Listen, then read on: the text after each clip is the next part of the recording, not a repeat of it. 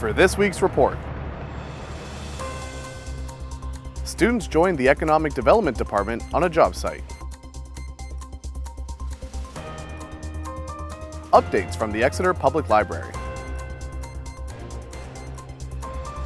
Pam Gjettum wins Volunteer Award.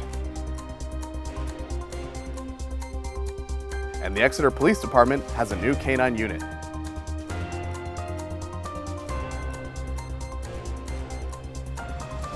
For Exeter TV, I'm Gabe Perez, and this is the Exeter Biweekly Report. Let's get started.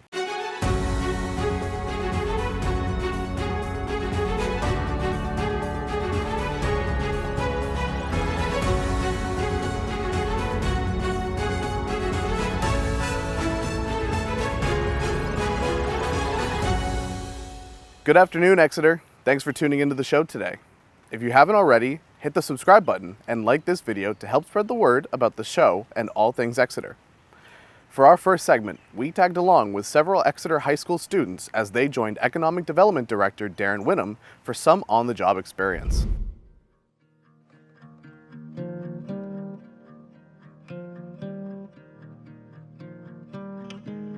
On Friday, July 19th, a small group of Exeter High School students, alongside Exeter's Economic Development Director Darren Winham, traveled up to Rochester to have a hands-on conversation with Robert Baldwin of Knox Marsh Development. One of our partners, John O'Neill, who builds a lot, he reached out and said that there was some people that were interested in taking a look from Exeter High and to take them, through a few of the sites. And I thought probably the best way to show what we do is to do it on site. The first stop was at a single-family development site off of Autumn Street. Upon arriving, the students were given a tour of the ins and outs of how a project like this gets underway. I'm running with UNH and with the business EHS Students program called Community Business Engagement, where we're trying to figure out what the town can do to help all Exeter businesses. So we sent out a survey, online survey. The more in-depth part is we meet with certain key businesses face-to-face, and that's what this was today. Learn the industry and what have you, and find out what their, what the stop gaps are, whatever we can do to help. We're doing focus groups, one for manufacturing, one for healthcare, one for downtown. The students are doing intercept surveys, which is man on the street. Well, they'll, excuse me, sir, would you take a 5-minute interview with me? Ask a bunch of questions. So all that will get compiled, all the data is getting compiled. The people at UNH, their big part of it is about 2 months of data crunching. Then they come back to what we have as a steering committee, a group of us. And through all that data, we're going to make recommendations. And then eventually we're going to present it to the select board, and we're going to present it to the town. We're going to have a meeting at town hall, invite people. The kids will get the chance to speak. We'll release the data and say, this is what the steps we're going to do. And here's the order we're going to do them in. And here's the timeline we're going to do them in.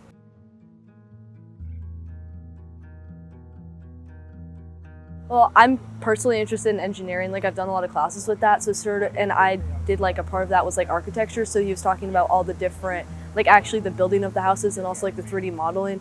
And I have taken a class for it. So I kind of understood what he was talking about in that sense. So it was cool to see what I've learned in class applied in real life and think about different ways. Oh, it's not just the engineering standpoint. This can also be applied in a more businessy way.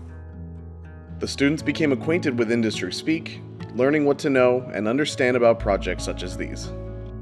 Well, I'm really looking for how to start getting into this sort of business. So do you need to do internships, or do you have to go to project sites and ask people if they need help or anything, just how to get started, and if you need to go to college, anything like that. I learned it's a huge process, and it's you really need to network with a lot of people in the area. You have to be very friendly with a lot of people and kind of just know how to save money while also not cheaping out on anything, because it can cause more issues. I learned that I can definitely go to UNH the guy did, and hopefully have a similar job career as he does. Down the street, a new project in its infancy was the second stop for the group, allowing the students a closer look at some of the tools of the trade. They're seeing something, face to face they've never seen before. Again, Robert was very generous and answered every question we had. So they're seeing a site like this, which is, just initially getting it ready to get to the stage we saw the other site at. They're also learning how to interact with business people. They're getting out of the whole program, interacting with the public. They're going to be able to look at the data themselves, and we're going to have them come to some conclusions, and then they're going to get to present. The students were then allowed to test drive the excavator on site. If you can see the process in which something is built, it takes the complexity of it out of it. There's no magic sauce, it's not sorcery, it's really just putting one step in front of the other and carrying it through to the process. Then I think it makes it a little bit easier to understand, especially if you can see it in person. If they get anything out of it, that anybody can do it. You're kind of building the future. These kids are seeing something that, I think they can see how important it is. Housing is extremely expensive, and so they're seeing this, and so they're experiencing kind of everything like that. The more we know about what the pitfalls are, that list will tell us what we have to do to help them.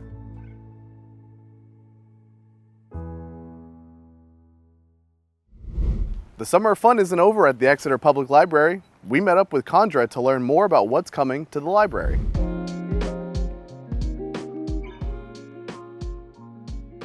Hello there from the Exeter Public Library. My name's Condra and I'm here to share some fun things that's happening here at the library in August. First up, summer reading will be coming to an end, but there's still plenty of time to come on by and do some fun things and win some prizes. First up is the 30th annual Stuffed Pet Show happening Wednesday, August 6th at 10 a.m. If you are under the age of 11 and have a favorite stuffed pet you want to bring to the library and get a shout out, please do so. The following week, Mr. Aaron Music will be coming by on Wednesday, August 13th at 10 a.m. to perform some fun, silly songs, perfect for the whole family. Adult summer reading will come to an end with our Purple Week on August 14th with some popcorn and purple drinks upstairs at the library, open for everyone. To round out summer reading, we will be having a fun day with Art in the Park on Wednesday, August 20th from 11 a.m. to 1 p.m. Come get tattoos, face paint, make some art, and have a lot of fun outside to end our summer reading this year. Teen summer reading ended in July, but that does not mean the fun stops for teens. Anime Club will continue on Thursdays, All Day Gaming will continue on Mondays and Thursdays, and Snack Attack will be taking over Tuesdays at the library. There will be a lot of fun for teens all the rest of the summer long. The featured artist here at the library in August is Denise Brown. She will be holding a reception on Friday, August 8th from 1 to 4. Come by to meet her and see the art. In honor of the UFO Festival, the library has partnered with New Hampshire Humanities to bring a special Perspectives book group here to the library. On Saturday, August 30th at 10 a.m., we will be discussing The Martian Chronicles by Ray Bradbury with Professor Joshua Tepley from UNH. If you can't make it on the 30th because you're having too much fun at the UFO Festival, come by on Wednesday, September 3rd at 6 p.m. to discuss the book there. This program is made possible with a grant from the New Hampshire Humanities and the Center for the Book at the New Hampshire State Library. Learn more at the New Hampshire Humanities website. That's all from us here at the library. We hope to see you real soon. A local resident and longtime town committee member was recently honored with an award for their volunteer efforts. We spoke to the award winner Pam Gjettum and several others about her time serving the community.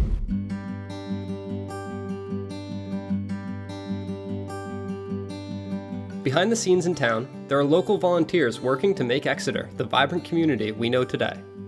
One volunteer has been dedicating her time and energy to the town for 42 years.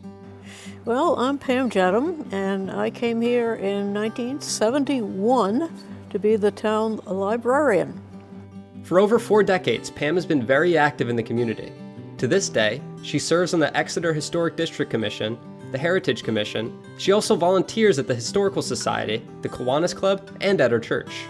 I was a tax volunteer, but I screwed up somebody's taxes, so I had to stop. They caught it, but I thought maybe it's time to stop doing this. In honor of Pam and all the volunteer work she's done for the community, the NH Commission on Aging presented her with an award. Okay, I am the senior volunteer for Rockingham County, And boy, doesn't that sound exciting.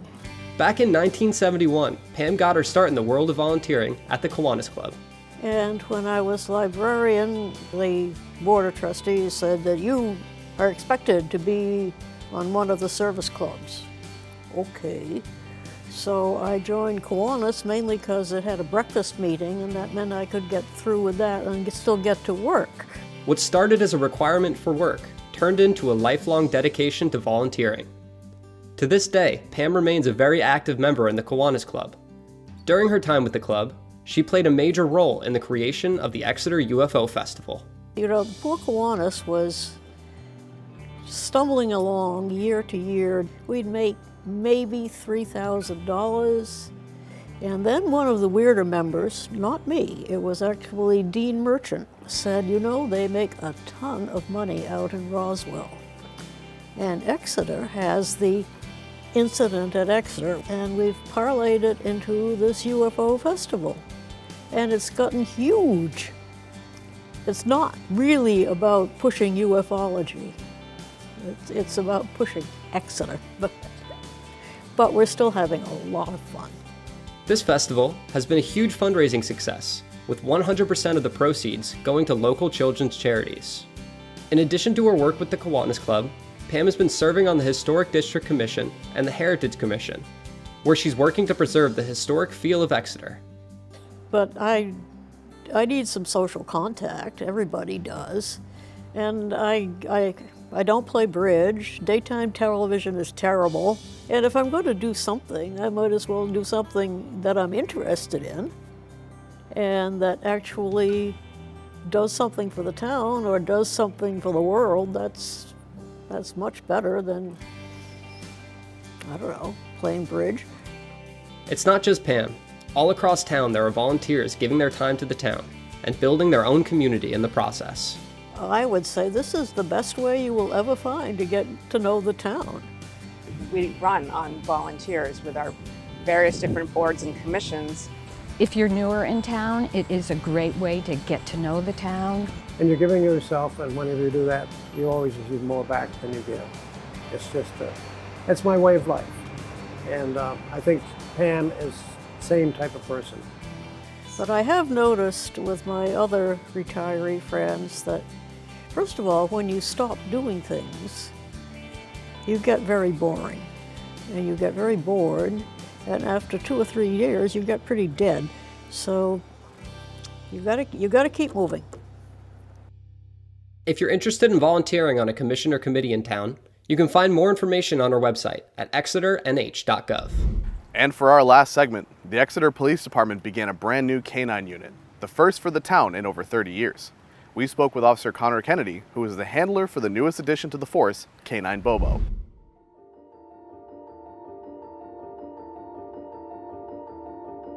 I grew up in a law enforcement family. My father had a role in selecting a K9 at his agency, so I was kind of around that culture from a very young age. Fast forward to the military, I worked around some operational K9s on a rotation to the southern border, and I just was like super drawn to A, the job, and B, the need for them. So when I got out of the Marine Corps, I still felt that need to train, and I had that passion and drive to just train something. And then law enforcement, I just think that there's such a need in our line of work.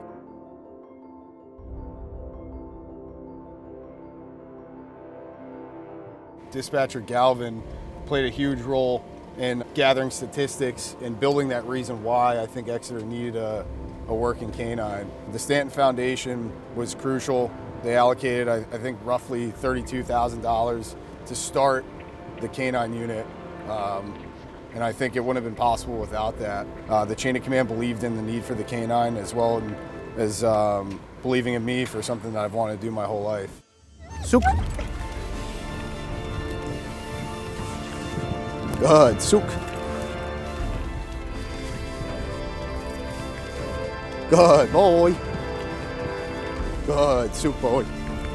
Good boy, Bobo.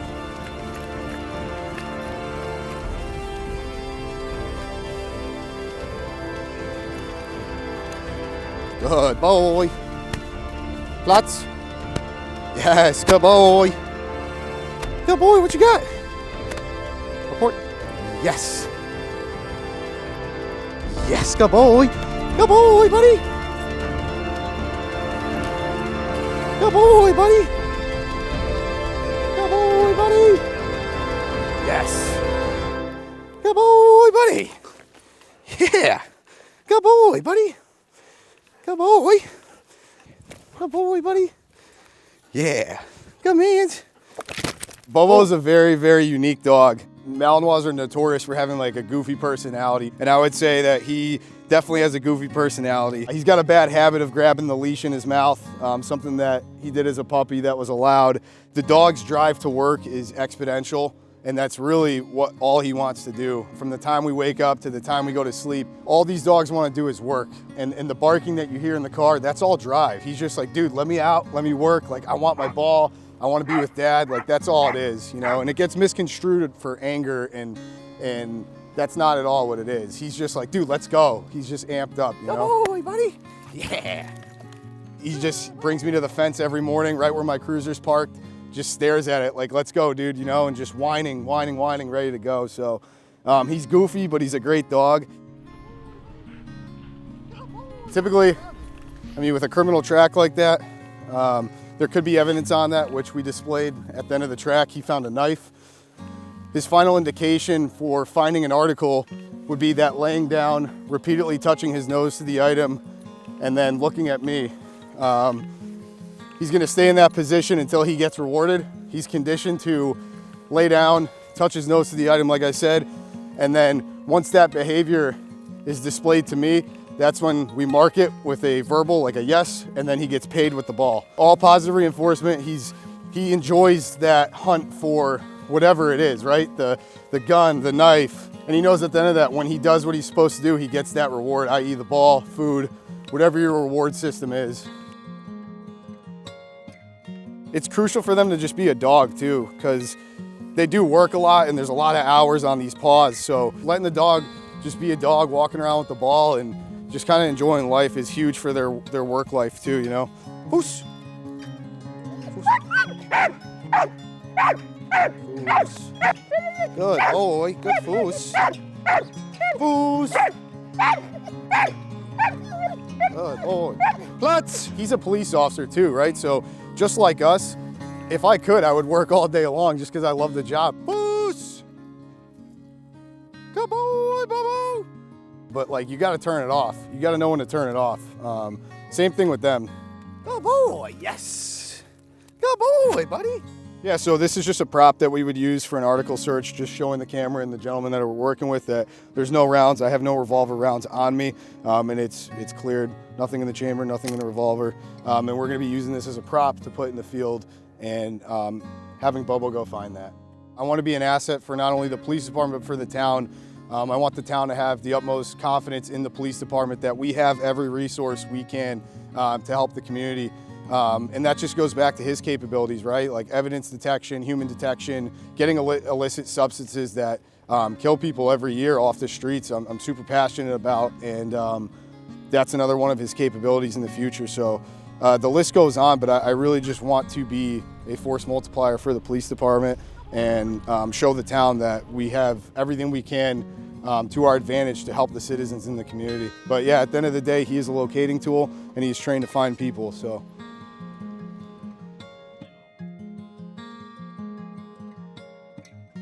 I'm very aware that there's misconceptions with a police canine. I am totally upfront and honest about everything with this unit, and I would love to educate the public. And I think educating the public on the needs and the capabilities and responsibilities of police canine is crucial. But I would say that I'm confident that that's on the horizon because I think it's crucial. And not only just the public, but my own police department. Like none of the guys and gals that I've worked with have ever had a police dog. So like the community and the public, like it's crucial that they get the same knowledge transfer that the public will get. Because these guys are operating with us.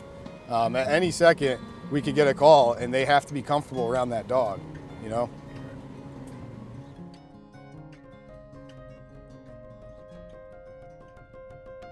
It's awesome that it's here and it's awesome that we're on the streets and stuff, but I'm just eager to get work, you know? I'm eager to get out there and show the town that we're here for them, and and we're here to save lives and just help the community in any way we can. You know, like I told you earlier, like just being a force multiplier for the police department and just being an extra asset for the town that's everything I've wanted for this police department. So and with the unit being finalized, like now it's here. So yeah, it definitely feels phenomenal.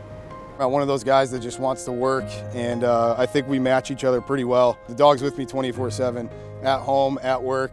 It truly is man's best friend. So best job in the world. Good boy, buddy. Good boy. Up. Good boy. Thanks again to the PD for letting us meet Bobo. How many times do you think Officer Kennedy said good boy? My count is 26. Let me know if I'm wrong. And that does it for this week's report. Be sure to like, share, and subscribe to help us spread the word. Head over to the town website and subscribe to the town email newsletter to get this show and other local news sent straight to your inbox. We'll be back on August 15th for the next edition of the show. For Exeter TV, I'm Gabe Perez, and this has been the Exeter Biweekly Report. Have a great weekend, Exeter.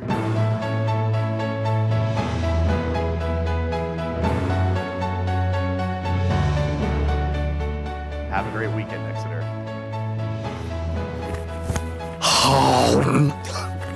That's not going out. That's not going in.